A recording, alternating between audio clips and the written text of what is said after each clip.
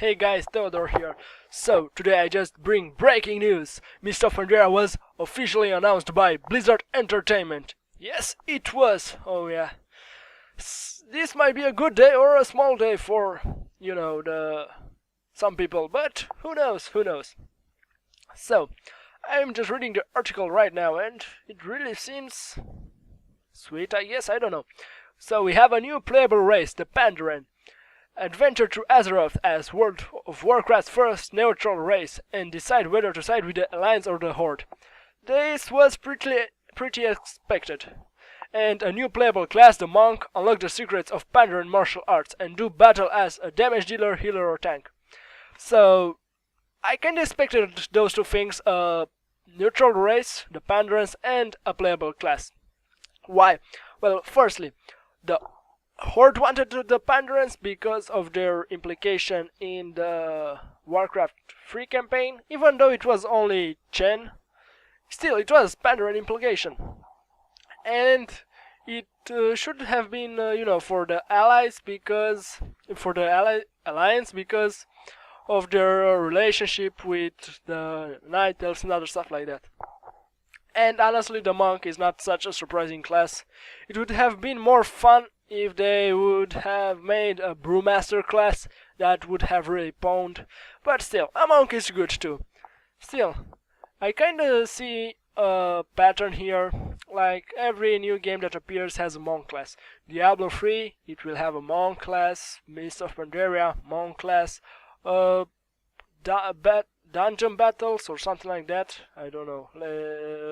How was it called? Damn it. Well, you get it. That one has a Monk class too. So, Dungeon Defenders. Yeah, that was the game. So, you kinda see the pattern, right? Right. What other features? Level cap was increased to 90. And that was expected, a 5 level increase.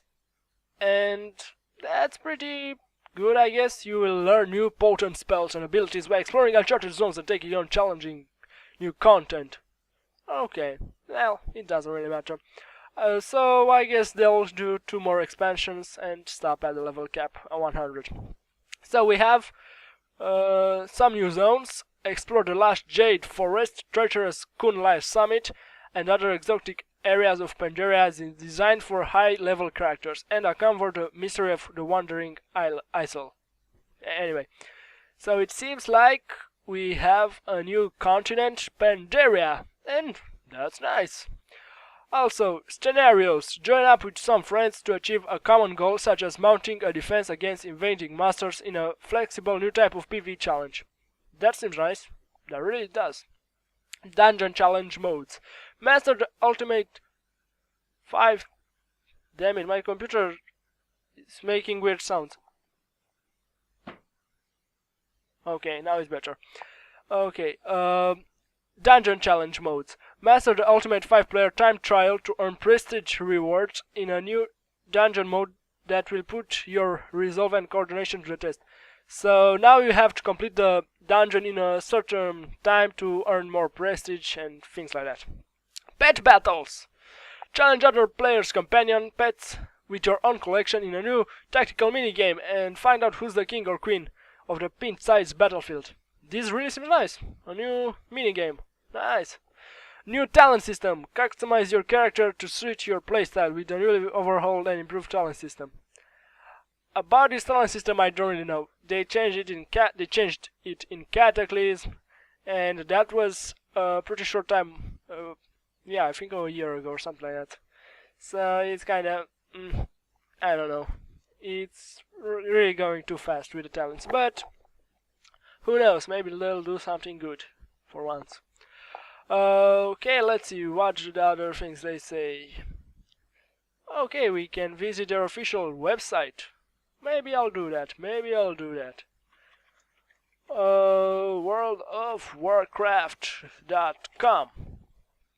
Also, in the upcoming expansion, players will be able to explore the long-lost continent of Pandaria, obviously, which has remained hidden from the world since the sundering of Azeroth over 10,000 years ago. In the aftermath of the cataclysms played out in World of Warcraft's third expansion, Pandaria's heroes are emerging from their lands, lush forest, and cloud-ringed mountains to choose sides in the escalating war between the Alliance and the Horde, and to share the extraordinary secrets of their ancient martial arts. As tension between the factions near a breaking point following the discovery of this new world, players will be called upon to explore Pandaria's exotic expanses, make contact with its strange indigenous creatures, and unlock the world-changing secrets that have been hiding in the mist for millennia.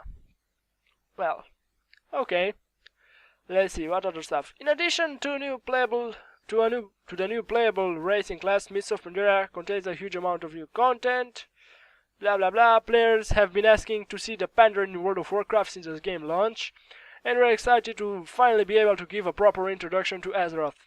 If you want my opinion, I guess they are, trying to get the attention of smaller children with the Pandaren, but still. The Pandaren are kick-ass! For God's sake, it's a Pandaren monk, or Pandaren Shaolin fighter, or Pandaren ninja! Yes, a Pandaren ninja! Imagine that. Wah! Something like Kung Fu Panda. Who doesn't like Kung Fu Panda? Only a jackass wouldn't like Kung Fu Panda. It was awesome. So... okay, let's see. What other stuff? Mist of Pandaria, it was announced. The Pandaren, let's see. Let's see, what do they say about the Pandaren? Well, it looks really nice. It has the following racial traits. Epicurean, increase the stat benefits from food by 100%. Yeah, of course, that's why he's so fat. Gourmand, cooking skill increased by 15. Okay. Inner Peace, your rested experience bonus lasts twice as long. Well, that's nice.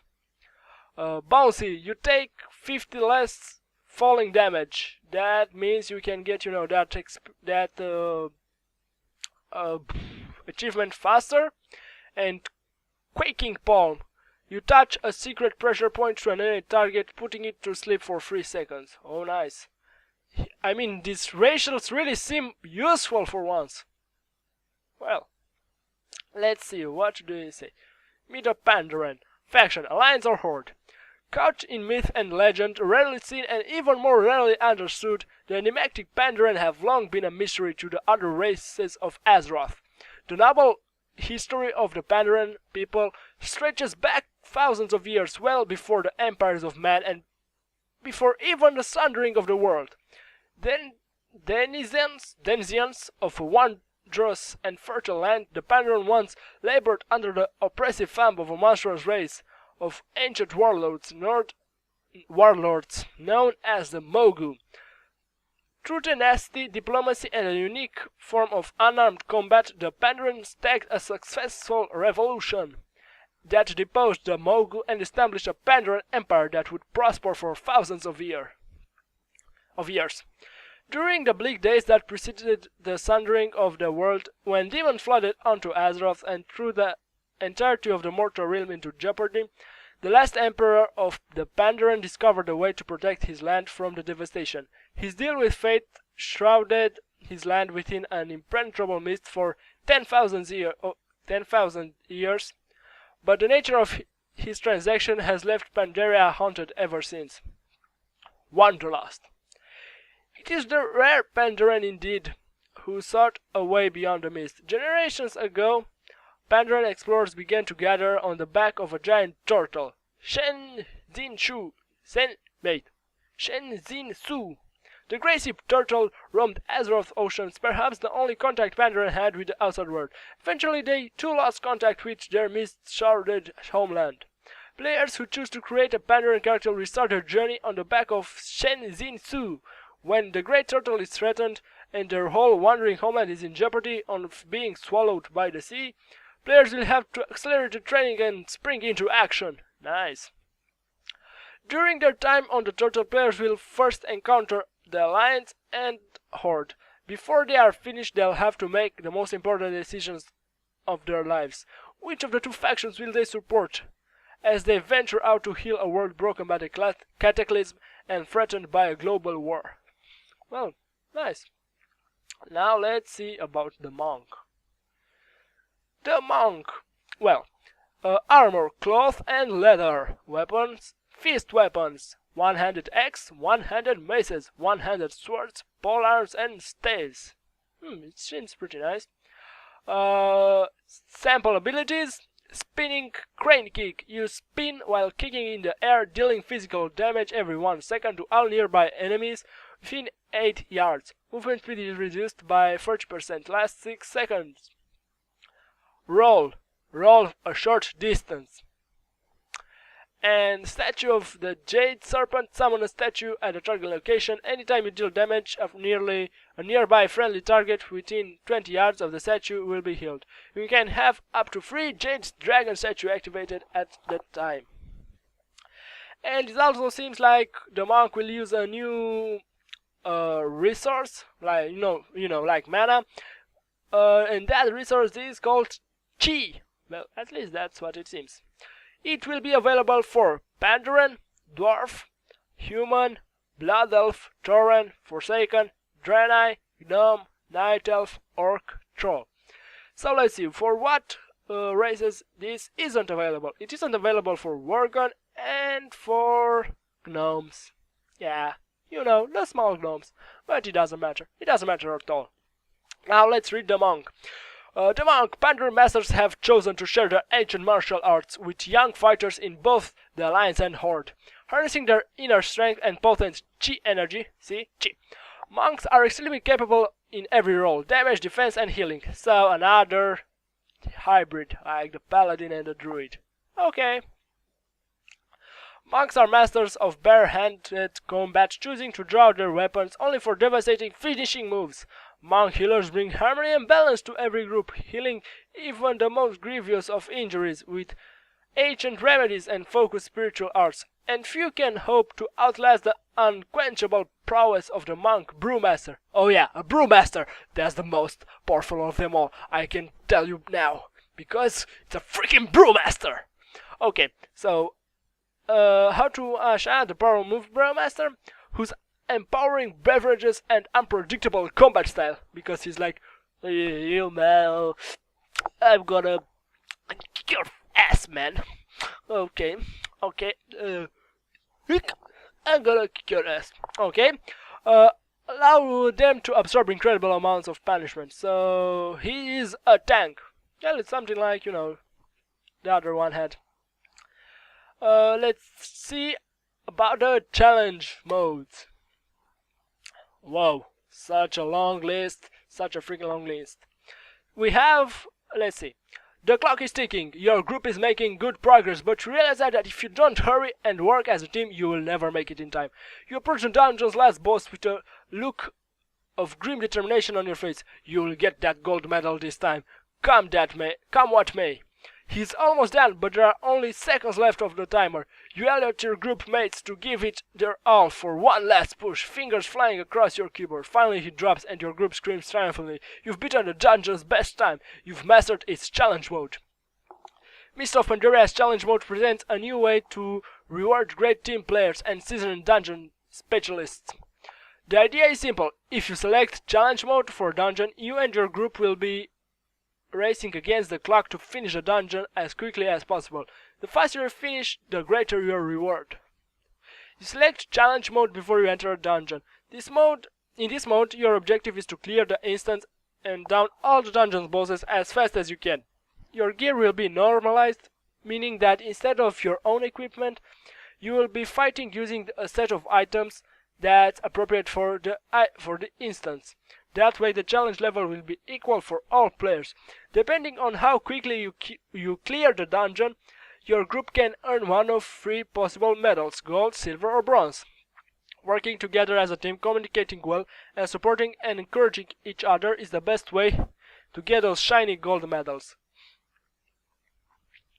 So, practice your pulse, lay out your strategies, and remember that communication and coordination are the key. Challenge mode is coming. Are you ready? Of course you're not. Let's see. Race against time. After a group completes a challenge mode dungeon, your time will be graded. Finishing a run within the optimal time limit will earn you a gold medal. The further you go over this time limit, the lesser your medal. Your gold medals and other challenge mode achievements will be tracked so you can show off your accomplishments and see how well other players are doing. You will be able to compare yourself with other members of your guild and even your whole realm to see who got the most gold, silver and bronze medals. For glory, the rewards for delivering top challenge mode times will be mostly cosmetic in nature. There will be rewards such as aspiring new armor art, new mounts, titles and more that will only be available to players who unlock them by beating the game's hardest challenge mode dungeons. The more medals you earn, the more rewards you will unlock. There are tiered rewards for bronze, silver and gold. The more medals you have, the more of each tier you complete. Okay, that seems nice. Let's see, what other new features? We have the battle system, pet battle system. And it's a pretty long thing. Let's see, what other stuff? We have also some zone previews. Also a lot. So I guess this will end the first episode. And on the next episode, I shall talk about the pet battle system and the zone previews. Okay? Okay. So yeah guys, until the next episode which will be uploaded shortly afterwards. See ya! Bye bye!